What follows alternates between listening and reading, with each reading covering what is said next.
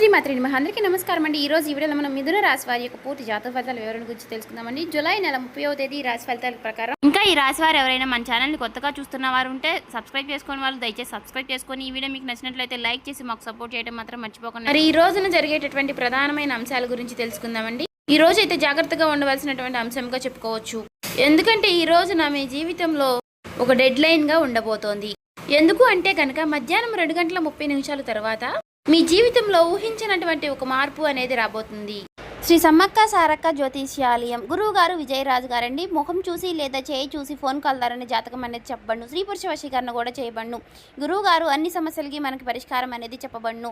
ప్రేమ సమస్యలు, వ్యాపార సమస్యలు, ఉద్యోగ సమస్యలు, రాజకీయ సమస్యలు, విదేశీ ప్రయాణం, ధనం నిలకడగా లేకపోవడం, భార్యాభర్తల సమస్యలు, అత్తకోడల సమస్యలు, ఆస్తి తగాదాలు, అప్పుల బాధలు, ఇలా ఏ సమస్యలకైనా 100% మనకి తీర్పు అనేది చెప్పబడును. ఈ గురుగారు ఫోన్ నెంబర్ వచ్చేసి 9100263308 అండి.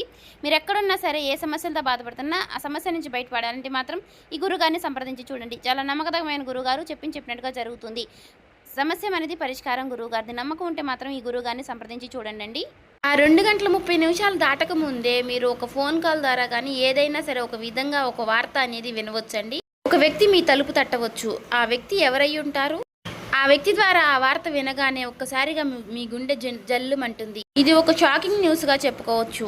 అయితే ఈ వార్త మిమ్మల్ని భయపెట్టేటటువంటి వార్త కూడా కావచ్చండి. లేదంటే ఒక ఆనందంతో ఉక్కిరిబిక్కిరి చేసేటటువంటి ఒక శుభవార్త అయి కూడా ఉండవచ్చండి.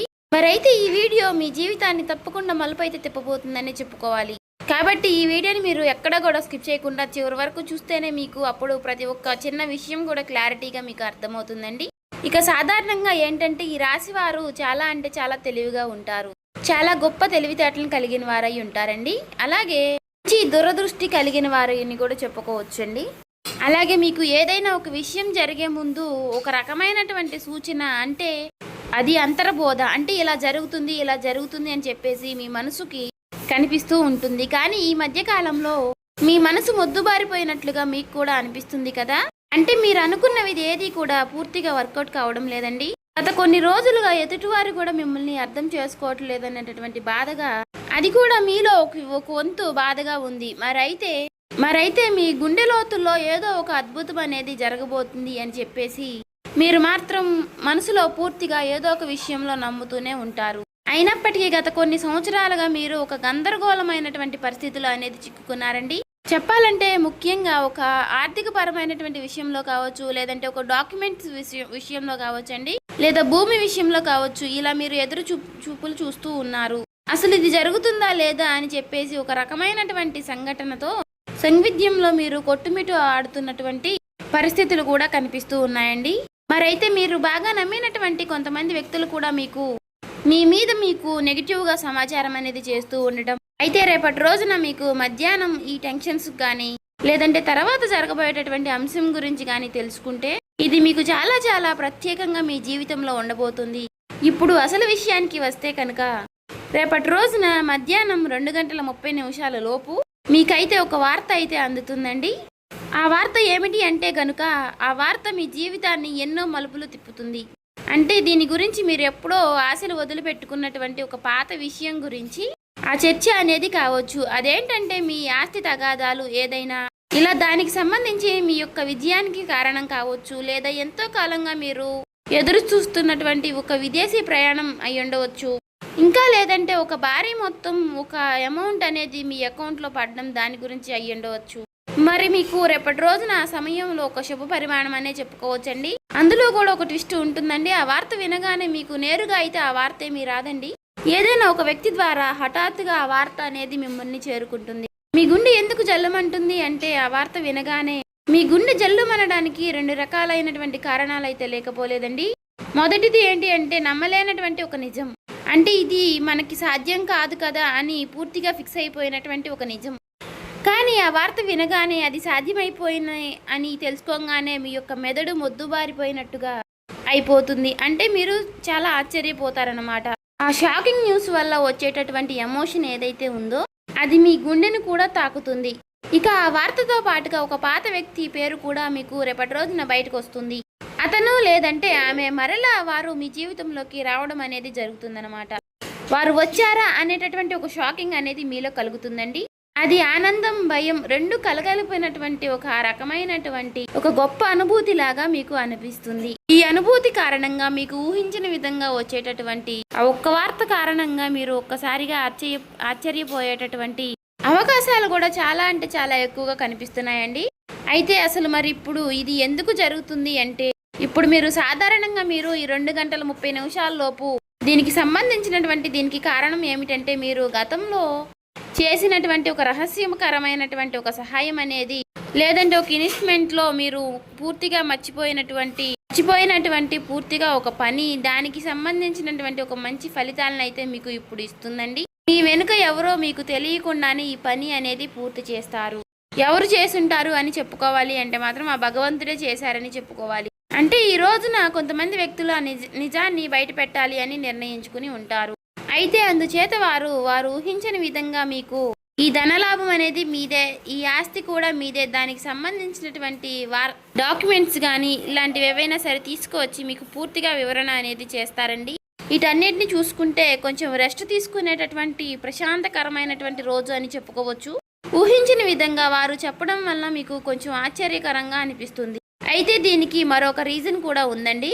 గ్రహస్థితి పరంగా చూసుకున్నట్లయితే గనుక మీకు ఈ రోజున శని ప్రభావం అనేది కొంచెం తక్కువగానే కనిపిస్తుంది. అలాగే ఈ రోజున మీకు శని భగవానుడు మంచి అవకాశాలను కూడా ఇవ్వబోతున్నాడండి. రాహువుల యొక్క సంచారం, గురు దృష్టి మీ యొక్క రాశి యొక్క పైన కూడా పడిందండి. కాబట్టి ఈ 2 గంటల 30 నిమిషాలు అనేది ఈ రాశి వారికి ఒక ముహూర్తం లాంటిది అన్నమాట. మరి ఈ సమయంలో గ్రహాల యొక్క కలయిక వలన మీకు ఆశ్చర్యకరమైనటువంటి ధనలాభం కానీ, లేదంటే ఒక ముఖ్యమైనటువంటి కీలకమైనటువంటి వార్త వచ్చేటటువంటి అవకాశం, అది కూడా ఆ వార్త నుంచి వచ్చేటటువంటి ఒక లాభం మీకు అన్ని రకాలుగా చాలా అంటే చాలా ఆశ్చర్యకరమైనటువంటి విషయాలను అయితే కలిగిస్తాయండి. అయితే ముఖ్యంగా దీనివల్ల ఏంటంటే, మీరు మీ జీవితంలో ప్రధానంగా చూసుకున్నట్లయితే రేపటి రోజున మీకు ఉన్నటువంటి కొన్ని పెద్ద పెద్ద టెన్షన్స్ కూడా తగ్గుతాయండి. సమాజంలో గౌరవ ప్రతిష్టలు కూడా పెరుగుతాయి. ఆ వార్త వినగానే మీరు ముందు ఎమోషనల్ అయిపోతారు. కానీ ఆ సమయంలోనే మీరు తప్పుడు నిర్ణయాలు తీసుకునే అవకాశాలు కూడా కనిపిస్తున్నాయండి. అంటే అలాగే ఏదైనా మీరు కొంచెం అంటే మీకు బీపీ, అనారోగ్య సమస్యలు ఉన్నవారు కూడా ఆవేశపడిపోయి తొందరపడి నిర్ణయాలు తీసుకోకుండా కొంచెం ప్రశాంతంగా నిర్ణయాలు తీసుకోవడం, సమర్థవంతంగా ఎదుర్కొనేటటువంటి ప్రయత్నం అనేది చేయాలండి. అటువంటి శక్తి ఉన్నప్పుడు ఏ విధంగా కూడా మనం భయపడాల్సిన అవసరం అయితే లేదండి. ప్రతి ఒక్క మనిషి విషయంలోనూ కూడా శుభవార్తలు, అశుభవార్తలు సాధారణం. ఒక్కొక్క రోజు మనకు చాలా ప్రశాంతంగా అనిపిస్తుంది. ఒక్కొక్క రోజు అసలు ఈ రోజే బాగాలేదు, చాలా ఒత్తిడిగా ఉంది, నిద్ర లేచినప్పటి నుంచి ఎవరి ముఖం చూసాము అన్నట్లుగా ఒక రకమైనటువంటి ఫీలింగ్ అనేది మనలో కలుగుతూ ఉంటుంది. అలా ఒక్కొక్క రోజు ఒక్కొక్క రకంగా ఉంటుంది అన్నమాట. కాబట్టి ఒక్కొక్క రోజు మనకు సంబంధించినటువంటి పనుల్లో కొన్నిటిలో ప్రశాంతత అనేది కనిపిస్తుంది. అదేవిధంగా ఒక్కొక్క రోజు మనకు సంబంధించిన పనుల్లో పూర్తిగా డేలా పడిపోతామేమో అన్నట్లుగా అనిపిస్తూ ఉంటుంది. కాబట్టి ఏదైనా మన ఆలోచన విధానంలో మనం తీసుకునే నిర్ణయాలు బట్టి ఉంటుందండి. కాబట్టి ఈ రోజున ఉదయం టైంలో ఆ శివుడి యొక్క ఆరాధన చేసుకోవడం, ఓం నమః శివాయ అనే మంత్రాన్ని జపించుకుంటూ ఉండడం, వీలైతే మీరు శివాలయానికి వెళ్ళి 11 ప్రదక్షిణలు కానీ 21 ప్రదక్షిణలు కానీ చేసుకుని కాసేపు ఆ ఆలయంలో ప్రశాంతంగా కూర్చుని శివుని దర్శనం చేసుకుని మీకు వీలైనన్ని సార్లు లేదంటే 108 సార్లు కానీ ఓం నమః శివాయ అనే మంత్రాన్ని జపించడం వల్ల మీకు ఉన్నటువంటి కొన్ని నెగిటివిటీ అనేది తొలగిపోయి పాజిటివిటీ అనేది పాస్ అవుతుందండి. ఒక మాటలో చెప్పాలంటే మైండ్ అంతా కూడా మీకు కొంచెం రిలీఫ్ అనేది ఇస్తుంది. ఇది ఒక విశేషమైనటువంటి రోజుగా చెప్పుకోవచ్చు. ఇక ఈ రోజు మధ్యాహ్న సమయంలో మీరు ఎవరితో కూడా గొడవలకు కానీ తగాదలకు కానీ పోవద్దండి. ఈ రోజున మీరు నీలం రంగు దుస్తువులు ధరించడం వల్ల మీకు మరింత ప్రశాంతతను ఇస్తుందన్నమాట. అంతేకాకుండా ఈ రోజున మీకు పసుపు రంగు వస్త్రధారణ కూడా మీకు ఎంతో జయం కలిగిస్తుందండి. అలాగే ఈ రోజు మధ్యాహ్నం మీ జీవితాన్ని మార్చేసేటటువంటి ఒక ఫోన్ కాల్ అనేది మీకు వస్తుందండి. ఆ ఫోన్ కాల్ రూపంలో మీ జీవితంలో ఒక సరికొత్త వెలుగుని నింపాలని చెప్పేసి మనస్ఫూర్తిగా నేను కూడా కోరుకుంటున్నాను. ఇక ఈ రోజున మీకు తూర్పు దిక్కు ప్రయాణం అనేది ఎంతో విశేషంగా ఉంటుంది. ఇక ఎప్పుడూ కూడా మీకు వీలైనంత సహాయం మీరు ఎవరికైనా చేయడంలో మీరు ముందుంటారు. ఒకరిని ముంచాలి, ఒకరిని నష్టపెట్టాలి, ఒకరికి సమస్యలు కలిగించాలని చెప్పేసి మీరు ఎప్పుడు కూడా అనుకోరు. మీ మనసులో కూడా మీకు ఎప్పుడూ కూడా అలాంటి ఊహలు కూడా రావండి. కాబట్టి మీ మంచితనం వల్లే మీకు ఎప్పుడూ కూడా మంచి జరుగుతూ ఉంటుంది. అలా మీకు ఆగిపోయినటువంటి పనుల్లో కూడా ఒక మంచి మార్పులు కలగడానికి అది కూడా ఒక సహాయపడుతుందండి. అలాగే మనం ఎప్పుడైనా సరేనండి చేసినటువంటి మంచి పనులు మనకి ఒక్కొక్క రోజు మనకి అవే సహాయపడుతూ ఉంటాయని చెప్పుకోవచ్చు. అలా నిదర్శనమే ఈరోజు అండి. కాబట్టి మీ జీవితంలో రాబోయేటటువంటి మీ జీవితంలో ఒక మంచి మార్పు అనేది వస్తుంది. మీరు మనస్ఫూర్తిగా మంచిగా ఈ రోజున పాజిటివ్గా ఉండండి. మీ మనసులో మీరు ఎప్పుడు ఎటువంటి నెగిటివ్ ఆలోచనలు అనేవి చేయకండి. అలాగే మీరు ఏదైనా ఒక విషయం గురించి నిర్ణయం అనేది తీసుకునే ముందు 1కి 4 సార్లు ఆలోచించి పెద్దల యొక్క సలహాలు సూచనలు తీసుకుని జాగ్రత్త నిర్ణయాలు అనేవి తీసుకోండి. అలాగే మీ ఇంట్లో పెద్దల యొక్క ఆశీర్వచనాలతో పాటు మీ జీవిత భాగస్వామి యొక్క నిర్ణయాలని గౌరవించండి. ఇక ఈ రోజున మీరు బయటికి వెళ్ళే ముందు ఆ శివుడి యొక్క బసం కానీ లేదంటే సింధూరాన్ని కానీ ధరించండి నుదుటిన. ఇలా ధరించడం వల్ల మీకు వచ్చేటటువంటి కొన్ని నెగిటివ్ ఆలోచనలు నెగిటివ్ సమస్యలు అనేవి తొలగిపోతాయి. అంతా కూడా పాజిటివిటీగా ఉంటుంది. మీ మనసు కూడా చాలా ప్రశాంతంగా ఉంచుకోనండి. నలుగురితో నవ్వుతూ మాట్లాడండి. ఎవరి మీద కూడా చిరాకు పడడం కోప్పడడం ఇలాంటి పనులు చేయకండి. అలాగే మీకు వచ్చేటటువంటి సంకేతాల ద్వారానే మీకు రిజల్ట్ అనేది చాలా కనిపిస్తూ ఉంటుంది. కాబట్టి మీరు కొన్ని ఏవైనా సరేనండి వచ్చినప్పటికీ వాటి గురించి ఆలోచిస్తూ ఉండండి. సో చూశారు కదండి, ఈ వీడియో కనుక మీకు నచ్చినట్లయితే ఓం శ్రీ మాత్రే నమః అని కామెంట్ చేసి లైక్ చేసి మాకు సపోర్ట్ చేయడం మాత్రం మర్చిపోకండి. ఇంకా ఎవరైనా మన ఛానల్ సబ్స్క్రైబ్ చేసుకునే వాళ్ళు ఉంటే దయచేసి సబ్స్క్రైబ్ చేసుకోండి.